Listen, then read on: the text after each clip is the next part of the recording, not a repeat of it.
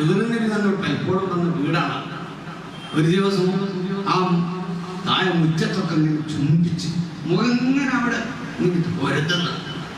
അപ്പൊ ഇത് കണ്ടപ്പോ ഉമ്മാക്ക് തോന്നിയത് ഒരു മാനസികമാണ്. അങ്ങനെ ഏതെങ്കിലും ഒന്ന് കാണിക്കാൻ വേണ്ടി അവന് ബന്ധപ്പെട്ട ആളെ വിവരച്ചു. കുറച്ച് കഴിഞ്ഞപ്പോൾ പറഞ്ഞു, ഉമ്മ എനിക്ക് മാനസികമൊന്നുമില്ല, എനിക്കൊരു കുഴപ്പമില്ല, നിങ്ങൾ എന്നെ ഇടയിൽ കാണിക്കുകയെന്ന് വേണ്ട. ഇതിന് വിധങ്ങൾ വന്നിരുന്നതാണ്. ഓരുടെ കാൽപ്പാട് പതിഞ്ഞ സ്ഥലം ഞാൻ ചുംബിച്ചതാണെന്ന, ഓരുടെ കാലിൽ പതിഞ്ഞ മണ്ണ് ഞാൻ വായലാക്കി നമുക്ക് ഇറക്കിയതാണെന്ന അവനോട് പറയാം. അപ്പൊ ആ വീട്ടിൽ സഹാബത്ത് വരെ വന്നിട്ടുണ്ട്. ഇതിനൊരു സഹാബത്തല്ല, ഇത്രയും കണ്ടാണ്. അങ്ങനെ എല്ലാ മഹാന്മാരും വന്നിട്ട് വീടാണത്.